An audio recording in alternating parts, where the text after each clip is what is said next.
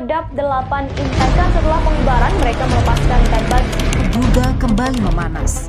Pasukan TPNPB OPM kembali menyerang dan menembaki prajurit TNI dari Satgas Yonif R321 dan bertugas di distrik Mugi, Kabupaten Duga pada Sabtu sore. Serangan ini diduga kuat terjadi di pos militer gabungan Mugi. Arya, akibat penyerangan KST di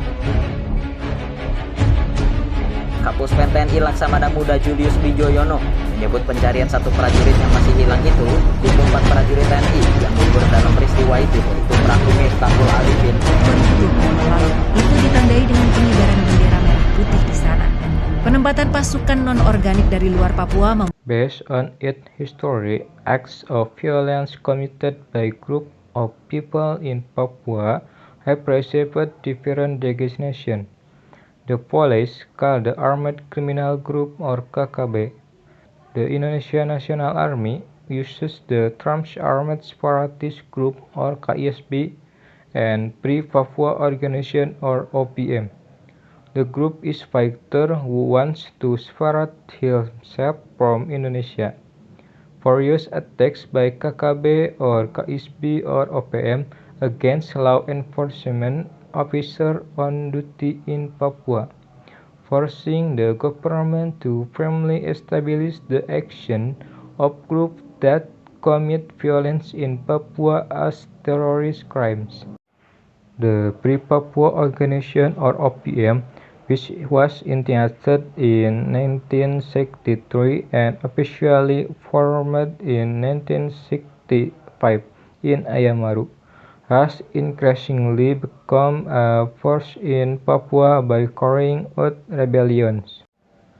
The Free Papua Organization, also known as OPM, is a separatist movement operating in the Indonesian provinces of Papua and West Papua.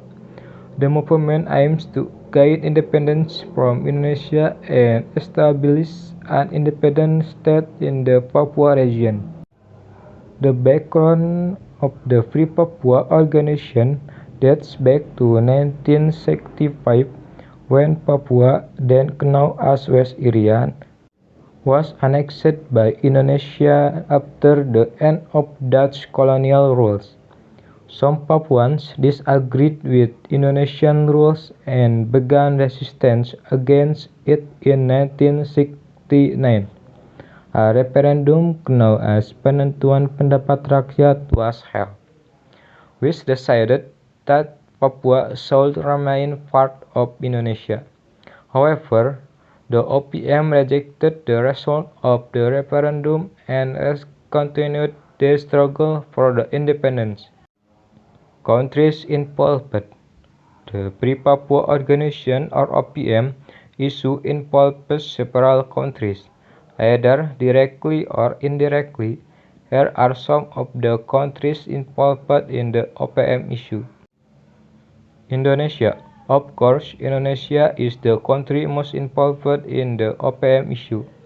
The conflict is taking place in the territory of Papua, which is part of Indonesia, and the Indonesian government is trying to defend its territorial integrity. The Netherlands.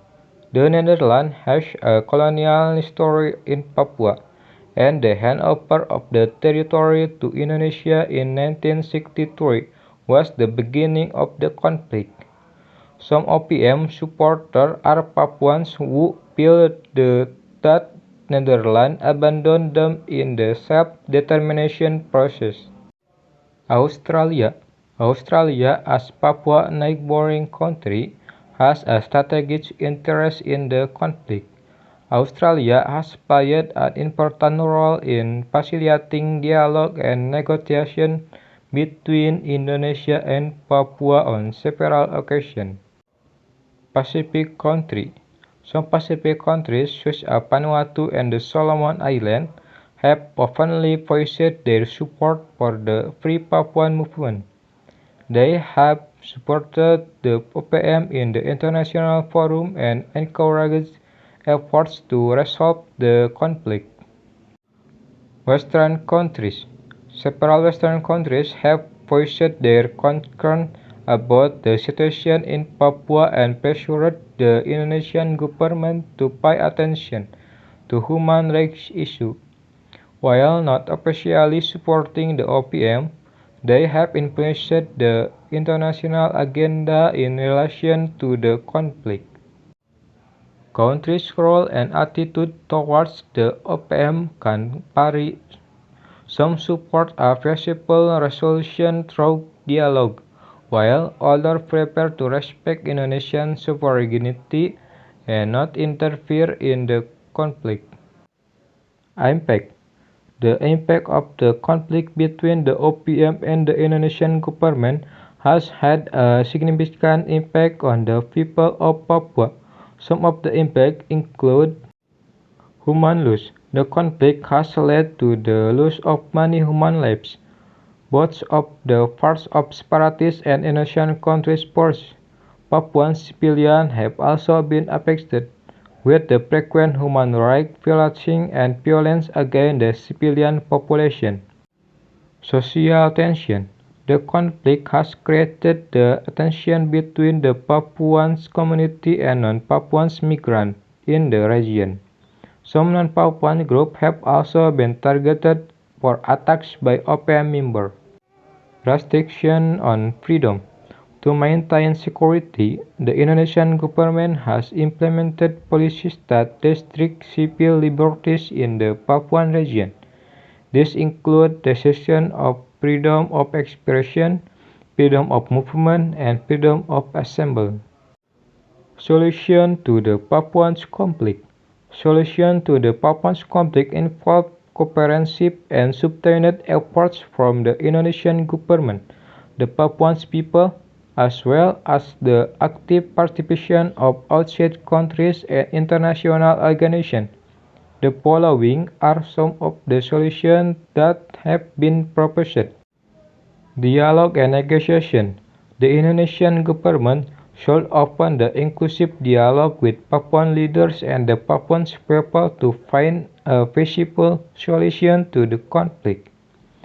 Honest and open negotiation should be conducted to understand and address the demands and aspirations of the Papuan people. Greater autonomy. The Indonesian government could grant greater autonomy to Papua and West Papua province. This could include greater authority over local decision-making, natural resource management, and the fulfillment of human rights.